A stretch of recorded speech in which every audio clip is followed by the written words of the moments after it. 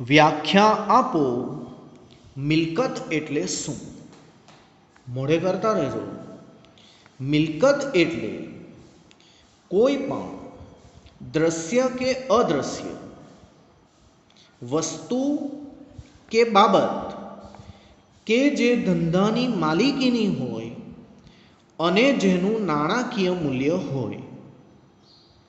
મિલકત એટલે એવી કોઈ પણ દ્રશ્ય કે અદ્રશ્ય, આ પહેલો શબ્દ આવ્યો, દ્રશ્ય પણ ચાલશે, અદ્રશ્ય પણ ચાલશે. દ્રશ્ય પણ ચાલશે, અદ્રશ્ય પણ ચાલશે. શું? બીજી વાત, વસ્તુ કે બાબત.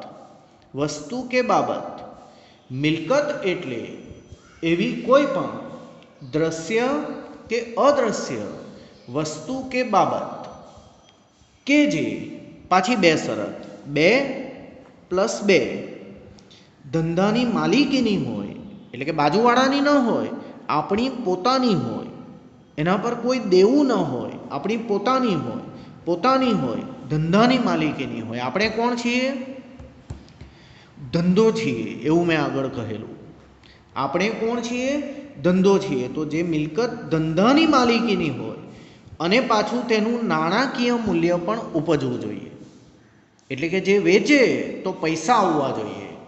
તમે બહુ જ ફિલ્મો, સિરિયલ વગેરે જોઈ અથવા વ્યવહારમાં પણ સાંભળ્યું કે જમીનમાં ઘણા રૂપિયા આવે, યંત્રોના રૂપિયા આવે, ફર્નિચરના રૂપિયા વેચવાથી આવી શકે, કમ્પ્યુટર વેચવાથી રૂપિયા આવી શકે, તેથી એને મિલકત કહેવાય. 4 શરત.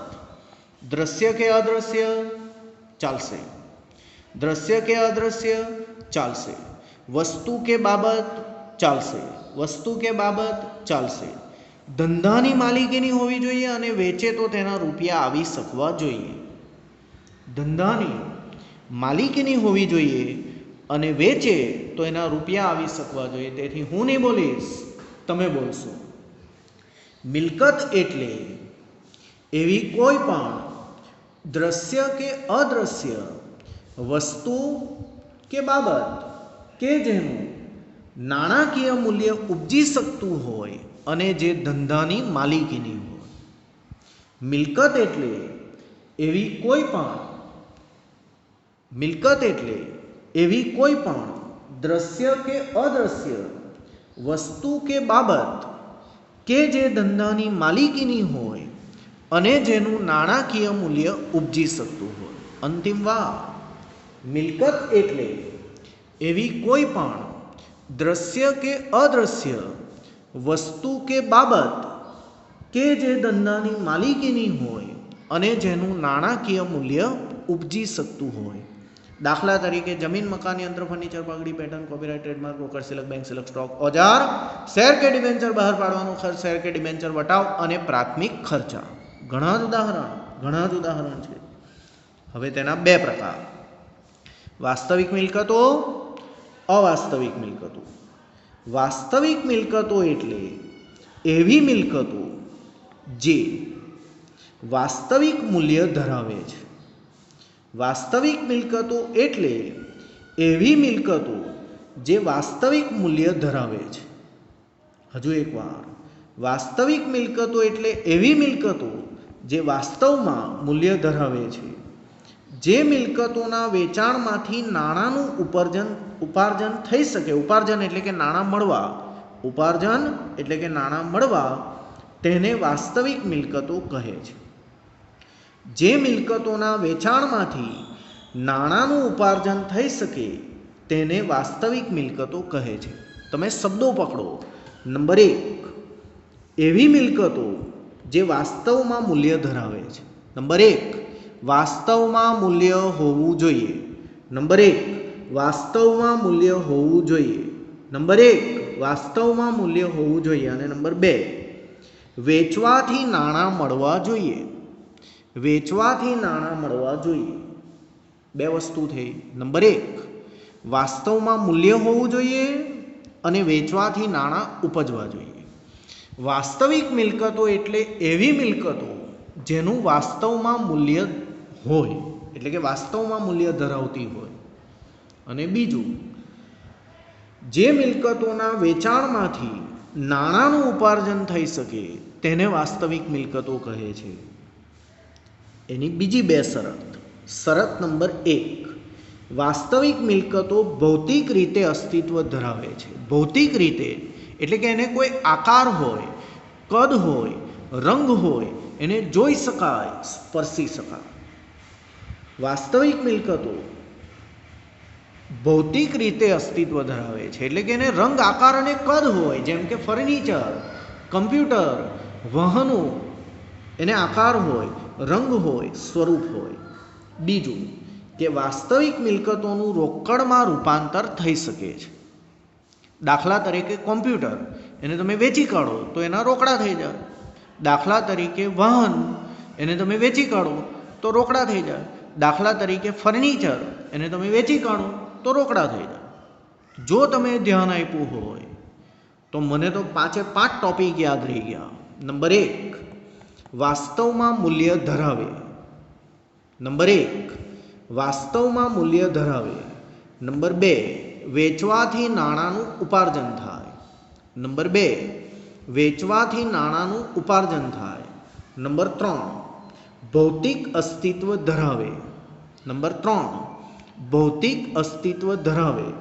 અને નંબર 4, રોકડમાં રૂપાંતર થઈ શકે. નંબર 4, રોકડમાં રૂપાંતર થઈ શકે. ઉદાહરણ તો તમને આવડતા છે, જમીન, મકાન, યંત્રો, ફર્નિચર વગેરે. વાસ્તવિક મિલકતો એટલે એવી મિલકતો જેનું વાસ્તવમાં મૂલ્ય હોય.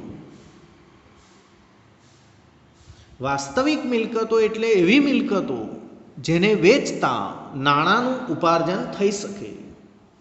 વાસ્તવિક મિલકતો ભૌતિક રીતે અસ્તિત્વ ધરાવે છે. વાસ્તવિક મિલકતોનું રોકડમાં રૂપાંતર થઈ શકે છે. જમીન, મકાન, યંત્રો, ફર્નિચર વગેરે તેના ઉદાહરણ છે. તો જણાવો, અવાસ્તવિક મિલકતો એટલે શું? અવાસ્તવિક મિલકતોને પ્રસારિત મહેસૂલી ખર્ચા પણ કહે છે.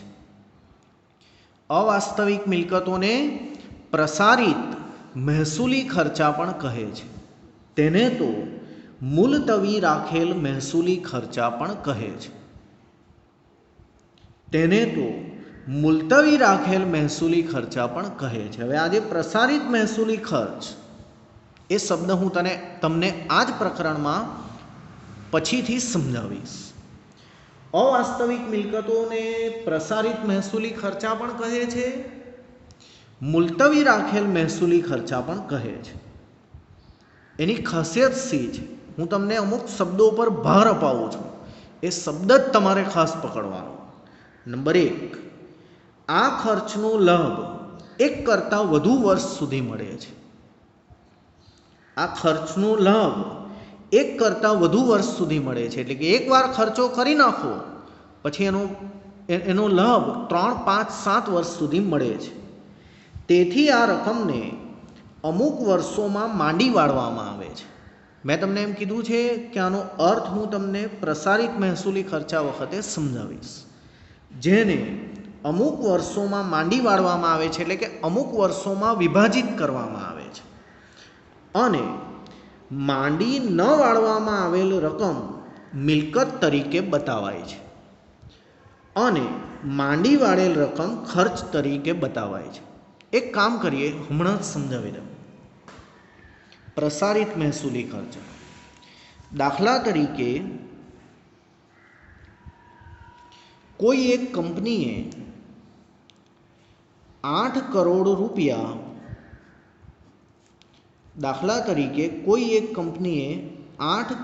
રૂપિયા જાહેરાત પાછળ મોટો ખર્ચ કર્યો. કોઈ એક કંપનીએ 8 કરોડ રૂપિયા જાહેરાત પાછળ મોટો ખર્ચ કર્યો. હવે આ જાહેરાત એટલી બધી અસરકારક રહી કે કંપનીએ અંદાજ મેળવ્યો કે આનું વર્ષ કંપનીને 4 વર્ષ સુધી આ ખર્ચનો લાભ મળશે. ખર્ચ કર્યો આ વર્ષે, પરંતુ લાભ મળશે 4 વર્ષ સુધી. ખર્ચ કર્યો આ વર્ષે, પરંતુ લાભ મળશે 4 વર્ષ સુધી. તેથી આ 8 કરોડ રૂપિયાનો લાભ એક કરતાં વધુ વર્ષ માટે મળેલો કહેવાય. એક કરતાં વધુ વર્ષ માટે મળેલો કહેવાય. ઉદાહરણ તરીકે કોઈ ઠંડા પીણાની જાહેરાત કરો અને ઠંડા પીણાની જાહેરાત આ વર્ષે કરો તો પણ એની અસર 3-4 વર્ષ સુધી રહે. ગ્રાહકો એવું નથી કરતા કે હવે તો ટીવીમાં જાહેરાત આવવાની બંધ થઈ ગઈ એટલે હવે આપણે આ ઠંડુ પીણું પીવું ન જોઈએ, એવું નથી થતું. હજુ પણ લોકો પીશે. આમ એનો લાભ 3-4-5 વર્ષ સુધી મળે છે. આમ આ પ્રકારના ખર્ચાનો લાભ એક કરતાં વધુ વર્ષ માટે મળે છે. તેથી આ 8 કરોડ રૂપિયાને 4 વર્ષમાં માંડી વાળવામાં આવે. એટલે કે 8 કરોડમાંથી 2 કરોડ પહેલા વર્ષનો ખર્ચ, 2 કરોડ બીજા વર્ષનો ખર્ચ, 2 કરોડ ત્રીજા વર્ષનો ખર્ચ અને 2 કરોડ ચોથા વર્ષનો ખર્ચ એવું માનવામાં આવે છે.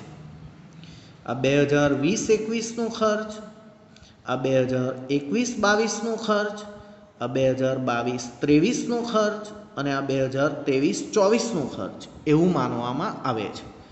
આ માંડી વાળેલી રકમને, માંડી વાળવું એટલે કે માઇનસ કરવું, માઇનસ કરવું, માઇનસ કરવું, ઘટાડો કરવો, ઘટાડો કરવો, ઘટાડો કરવો. આ માંડી વાળેલી રકમ 2 કરોડ 2 કરોડ 2 કરોડ 2 કરોડને ખર્ચ કહેવામાં આવે છે. ખર્ચ કહેવામાં આવે છે. અને હવે જે દર વર્ષે વધે, પહેલે વર્ષે 8 વધ્યા એને મિલકત કહેવાય. બીજે વર્ષે માંડી વાળ્યા પછી 6 જ વધ્યા, 6 કરોડ જ મિલકત કહેવાય. પાછા 2 કરોડ ઘટી ગયા, 4 કરોડ જ મિલકત કહેવાય. પાછા 2 કરોડ ઘટી ગયા, 2 કરોડ જ મિલકત કહેવાય અને હવે મિલકત નથી. આમ જે ભાગ વધે માંડી વાળ્યા વગરનો તેને મિલકત કહેવાય.